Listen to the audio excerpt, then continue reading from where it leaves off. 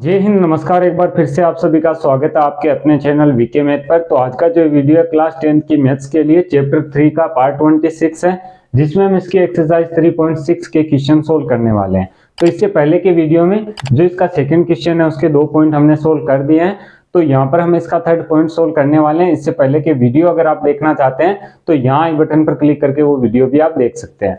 चलिए आज के इस वीडियो को शुरू करते हैं। यहाँ पर हम इसका थर्ड पॉइंट लेते हैं और उसे सोल्व करते हैं। यहाँ पर दोस्तों जो इसका थर्ड पॉइंट है, जिसका जो क्वेश्चन है यहाँ पर स्क्रीन पर आपको देखने को मिल जाएगा। क्वेश्चन मैं आपको बोल के एक बार बता देता हूँ और उसके बाद में हम उसे सोल्व करते हैं।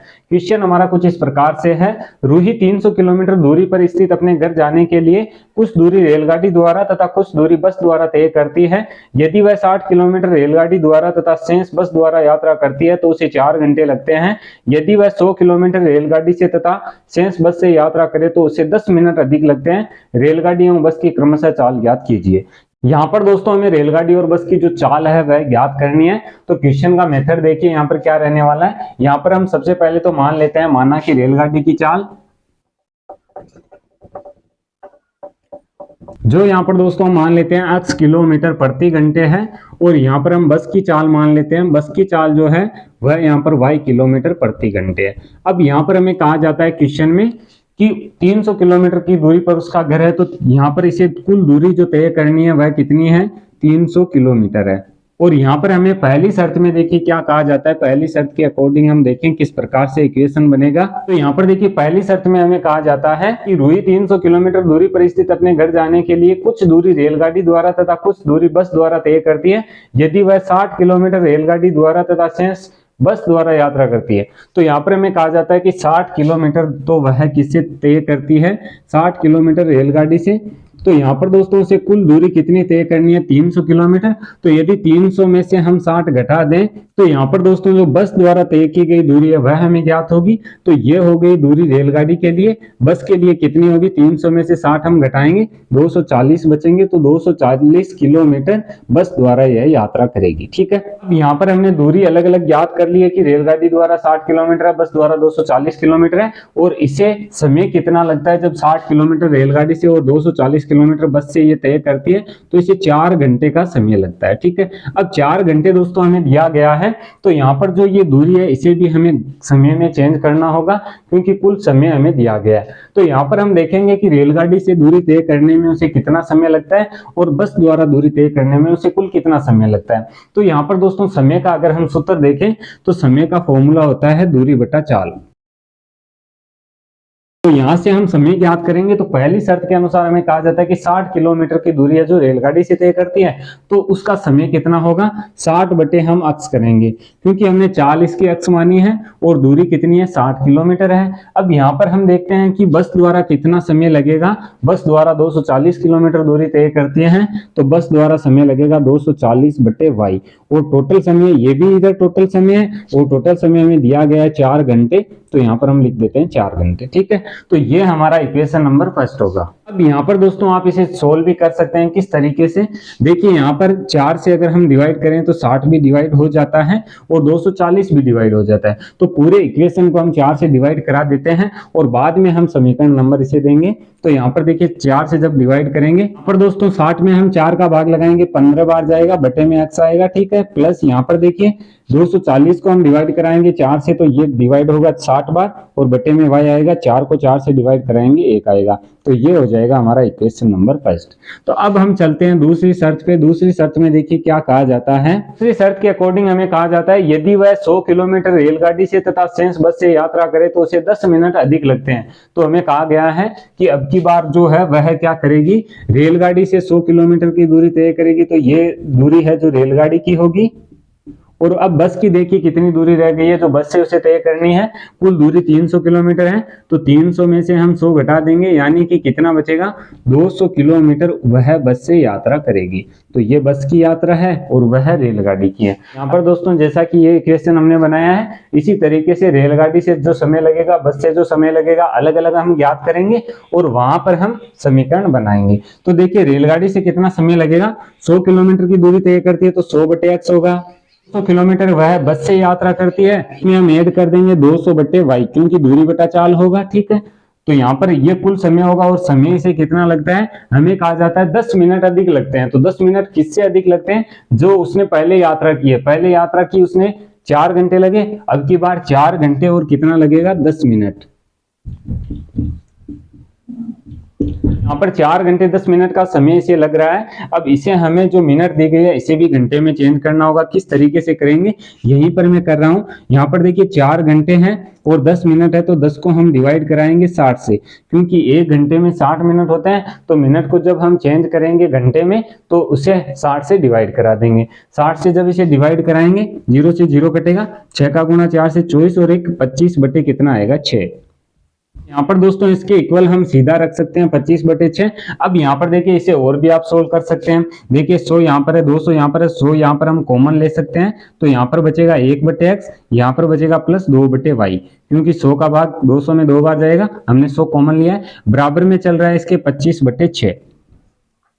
तो यहाँ पर दोस्तों किस तरीके से क्वेश्चन होगा, यहाँ पर देखिए 100 गुणा में है, सीधा मैं इक्वेशन बना रहा हूं, तो इसे हम क्या कर सकते हैं, इसके बटे में भेज सकते हैं। तो 6 के गुणा में 100 आएगा, 25 से 100 को 4 बार कटा देंगे, तो ये हो जाएंगे 1/6 का गुणा 4 से 24। तो यहाँ पर हमारा इक्वेशन क्या बनेगा, यहाँ पर देखिए हमारा सेकेंड इक्वेशन है जो बन जाएगा कुछ इस तरीके से, 1/x प्लस 2/y और बराबर में होगा यहाँ पर 1/24। तो ये होगा हमारा इक्वेशन नंबर सेकंड। अब यहाँ पर देखिए दो इक्वेशन हमने बना दिए हैं, पहला ये है, दूसरा ये है। तो यहाँ पर मैं ऊपर इक्वेशन लिखता हूँ और उसके बाद में हम अक्स और वाई के मान ज्ञात करेंगे। तो अक्स यहाँ पर रेलगाड़ी की चाल होगी और वाई जो हम ज्ञात करेंगे वह बस की चाल होगी, और दोनों की चालें ही हमें ज्ञात करनी है। तो चलिए इक्वेशन में ऊपर लिख लेता हूँ और बाद में हम इसे सोल्व करते हैं। तो यहाँ पर दोस्तों दोनों इक्वेशन मैंने लिख दिए हैं। अब इक्वेशन किस तरीके से सोल्व करते हैं, देखिए जैसा कि हमने जो 3.6 एक्सरसाइज का पहला क्वेश्चन सोल्व किया था उसमें हमें 1/x 1/y 1/x 1/y equation में दिया जाता था। तो वहां पर हम क्या करते थे, 1/x को हम v रख लेते हैं और 1/y को हम u रख लेते हैं, क्योंकि यहाँ पर हमें रैखिक समीकरणों के युग में इन्हें बदलना होता है। तो यहाँ पर देखिए 1/x की जगह हम v लिखेंगे, 1/y की जगह हम u लिखेंगे, ठीक है। तो चलिए पहले समीकरण से हम इसे हल करते हैं। तो यहाँ पर देखिए 15 और 1/x है, यानी 15 है जैसा का जैसा आएगा, 1/x को हम v लिख देते हैं, तो ये हो जाएगा 15v और प्लस 60 1/y को u लिखेंगे तो आएगा 60u बराबर हो जाएगा 1। ये हमारा इक्वेशन नंबर 3 हो जाएगा।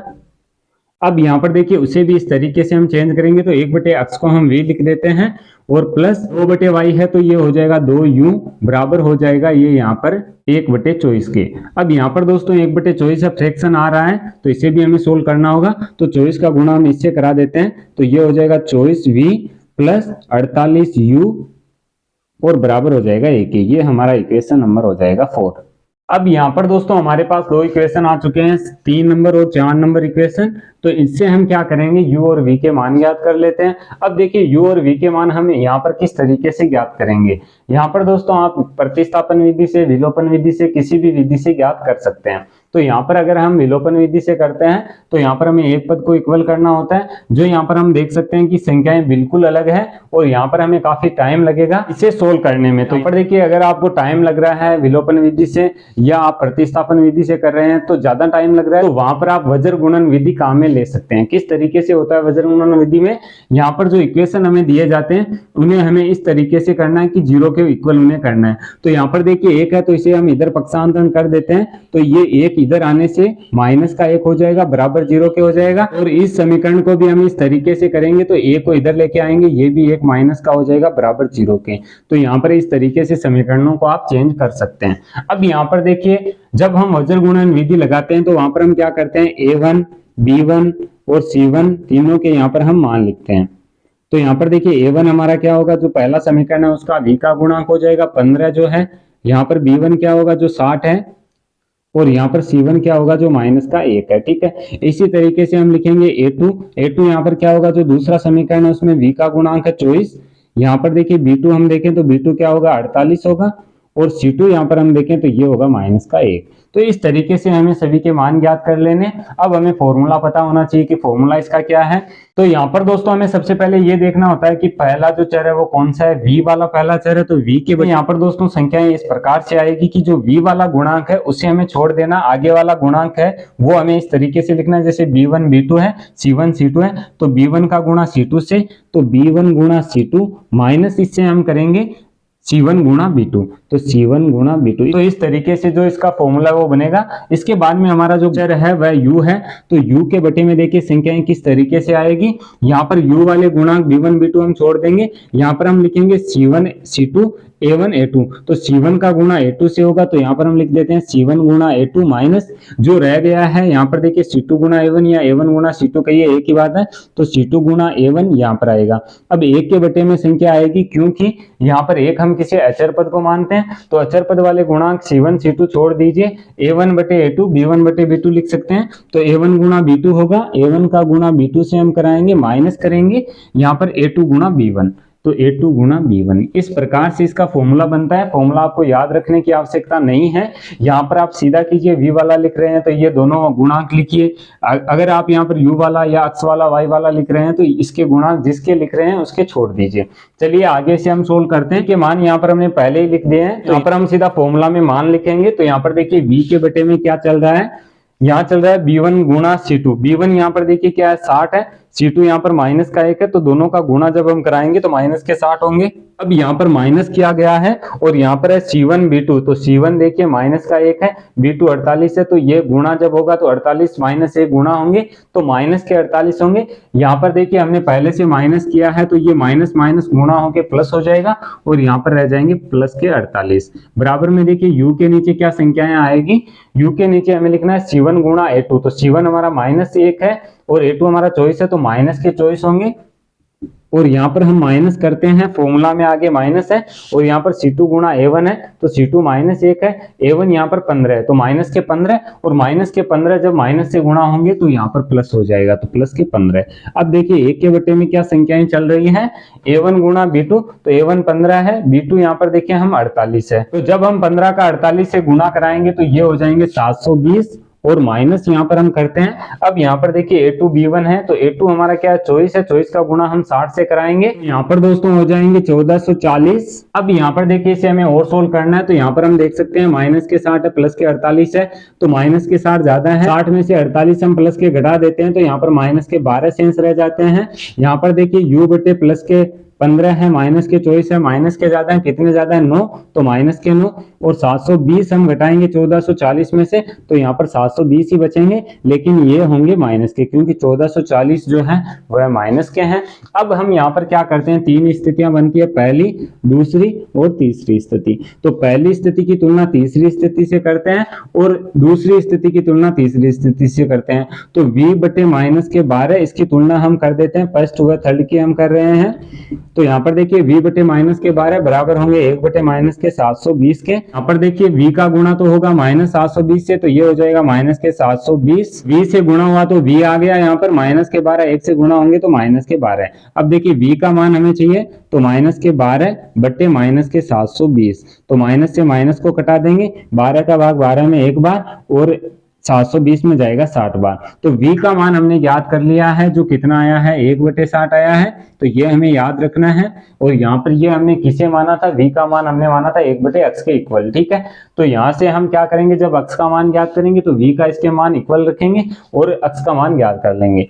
अब यहाँ पर देखिए हमें U का मान भी ज्ञात करना है, तो अब हम तुलना करेंगे दूसरी स्थिति और तीसरी स्थिति की। तो यहाँ पर मैं कर रहा हूँ, यहाँ पर दोस्तों देखिए दूसरी स्थिति है U बटे माइनस के 9 बराबर में है 1 बटे माइनस के 720। तो यहाँ पर 720 गुना होंगे U से, तो माइनस के 720 U हो जाएगा, बराबर में माइनस के 9 है, तो U का मान कितना आएगा, माइनस 9 बटे 720, जो माइनस के माइनस से माइनस कटेगा, 9 में 9 का भाग एक बार जाएगा, 120 में हम 9 का भाग लगाएंगे तो ये भाग जाएगा दोस्तों 80 बार। तो यहाँ पर आएगा U का मान 1 बटे 80।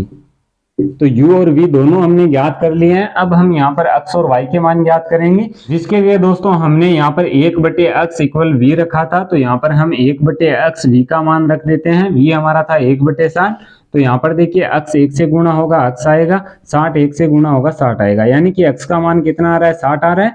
यहाँ पर हम y का मान ज्ञात करेंगे, तो 1 बटे y बराबर 1 बटे 80 हम लिखेंगे, क्योंकि u का मान हमने रखा था 1 बटे y के इक्वल u रखा था, 1 बटे y बराबर 1 बटे 80, 80 का गुणा 1 से, y का गुणा 1 से, तो y बराबर कितना आ जाएगा 80।